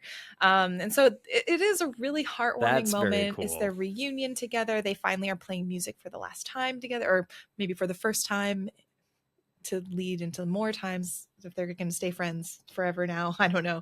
Um, we also get the spectral version of Kat that shows up and like puts her hands on everyone. I did get a moment with Pam and Gus, I think was his name, yeah, where they stand up and they're listening and they hold hands, which I was like, Oh, that's that's really cute. cute. So yeah, similar content. Hmm. We look at the tape recorder, we see Swan's face for the first time, That was very fun. which was really nice. I did like that Yeah. quite a bit. But yeah, again, Wait, I just, was oh, the go ahead. vibe for you that they were going to continue seeing each other in some way? Because, like, for me, it was like, well, it was good seeing you. We'll never see each other again. No, it was for me. I read it as like, oh no, let's like try and stay in touch. So it was like much Mhm. more like nice, and yeah, Yeah. it felt very amicable Yeah. comparatively. Um, but again, I think what's really frustrating is I felt like I was still reeling from everything that had happened. And so while part of my brain could appreciate this moment and be really happy and see how sentimental it was, and we have like Casper Cat and it's great, I also, I had just been pulled out of my connection with this friendship because of Hmm. this wild supernatural night that kind of came out of nowhere, and namely like the interactions that they had with Corey. I was just like, Yeah. I was not having it. We did get a I think looking through the box, my newspaper clipping going over what happened afterwards named Corey as a missing arson suspect. So I'm curious if you had a newspaper clipping that showed what the explanation was for Hmm. like the real world in terms of what happened to Kat and Corey. If that was there, I missed it. Okay. So I didn't see that. Maybe it was there and I just like was going so fast I didn't see it though. Mm-hmm, mm-hmm. Huh. So I guess at this point, like the credits are rolling, you get more of that like camcorder. You get to see the footage that you recorded. Right. Lots of shots that I did very poorly. Yep. Same. um, but that was fun. I really liked that detail personally because we spent so much time capturing that footage during the game. It did feel nice to be like, oh yeah, I did all of this, and this was like the summer I had with the girls. Did you see the little cliffhanger ending that they left? So for me, like I'm hanging out and I hear a voice calling from the woods. It leads me back to the abyss. And you get the, I don't know if it was like you get the choice, but like for me, I jumped into the abyss and I saw Cat there, like Ghost Cat with all of her hair back, which I did not like. That felt like a really important character moment that got erased to me. Um, but yeah, that's essentially what happened. Is like I chose to jump in. So that did not happen to me. After the like montage of all of your recordings and stuff, there is part of the footage, like kind of how when you have VHS and you accidentally record something on top of something else, there was footage of Kat super close up with the camcorder saying, "I'm still here." I think she's something like, "I'm still here. Come get me. I'm in the abyss." And then it cuts. Did you That's get that? no, but because she was already in the abyss. Oh, that's true. So That's true. Okay. okay, so no matter what, Cat ends up in the abyss, Yeah. apparently, which means that like this explains why I was wondering why they didn't have her like die during your playthrough. It makes Yeah. sense if she actually dove into the abyss and didn't die. Mhm, It mhm. does feel kind of like you've been set up with some false choices if after all of this, no matter what, that's where she is. But yeah, Right. it's like I chose to jump into the abyss because Cat was down there. Huh. Did you jump in? No. Did you get the choice? No. What? So I'm just like, what? This is amazing because the main question I wanted to ask you is if you were Swan, would you also jump into the abyss? I am I'm like trying to scroll through my notes to see anything else that would have like yeah, no, I did not get any of that. So I'm wondering, and this wasn't like, Yeah. oh, you know what? Okay, I'm looking through. I just tried to Google like a video, like a let's play video to see. And I think what happened is because I exited the game as the, what is it? The, you know how they give you the stats? I exited the game because I was like, oh, the credits are done. I looked at my stats. We're good. So that was a post credits scene, I think, that I may have Oh, missed. So I'm going to have to load up my file and see if I got the option at all. uh and just like go through that ending sequence again because I would be shocked if I didn't have it because that seems like a really huge thing important to for the not next include. tape. Yeah. Yeah, so it may just be that because I exited Okay. early. Got it. Oh, phew, okay.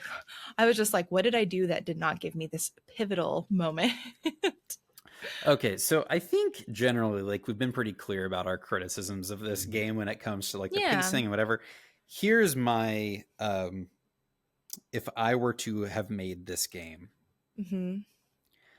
I would not have included the supernatural element. Yep. It felt totally not needed. Like, or make it like a soft, like, oh, this could be a supernatural or not. Like, the Hmm. girls like to believe there's magic kind of a thing. Hmm. To have it be a literal magic system where people are getting possessed and acting way outside of character felt just like we didn't know how to raise the stakes for this Hmm. final conflict. And so we use the supernatural element to kind of force the issue. Yeah.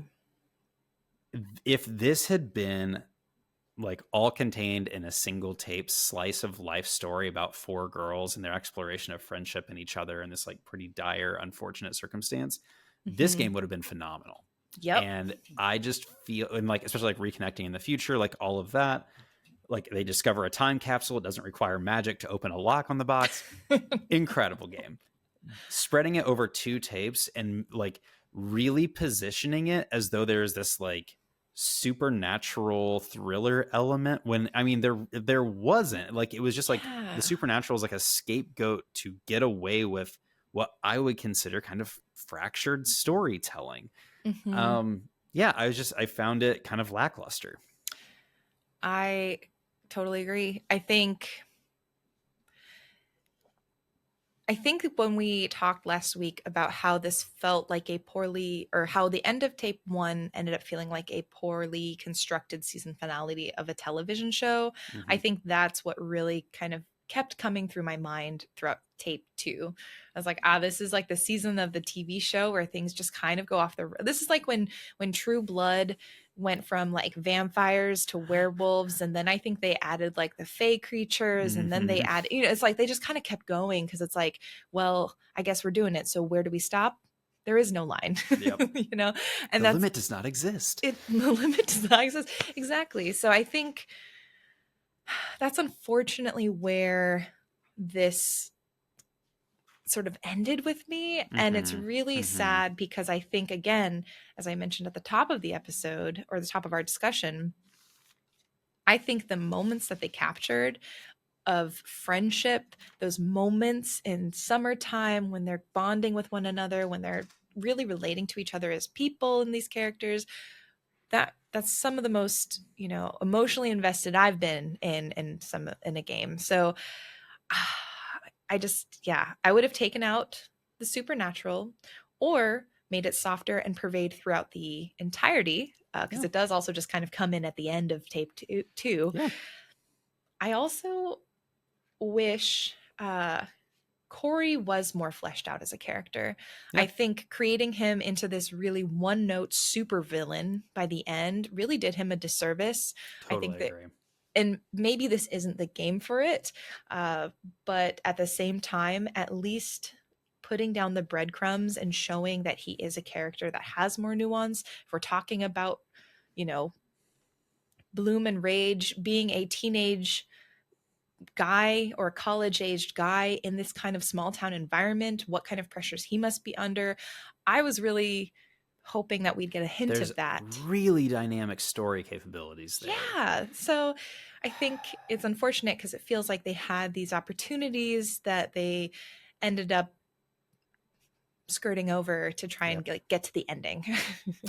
I So, agree. It just it's disappointing because the small moments let you know what this game was capable of, but I mhm. think the way they position it, the way like you're kind of left with these driving mysteries of the supernatural, and like you think that that is the mystery, like that, like Mhm. all throughout both tapes.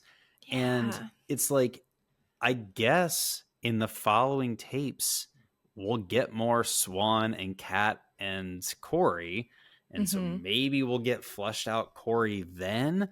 But at this point, it's like, well, but the actual driving story, the thing that I actually cared about were the 4 friends. So, like, me having a time travel adventure with Kat and Corey is like, I don't have any interest in that. So, yeah, Yeah. I don't know. Yeah. I am now, especially knowing how this ended. I didn't know about also Swan diving into the abyss at the Swan dive. end.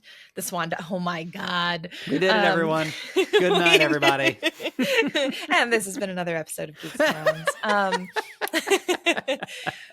But yeah, I think I didn't, because which is so funny because this shows how frustrated I was that I turned off the I can't game believe you did that. before the actual game ended. I thought I had seen it all, and I was That is like, not this a is Jenny move for sure. no. I felt frustrated by the end.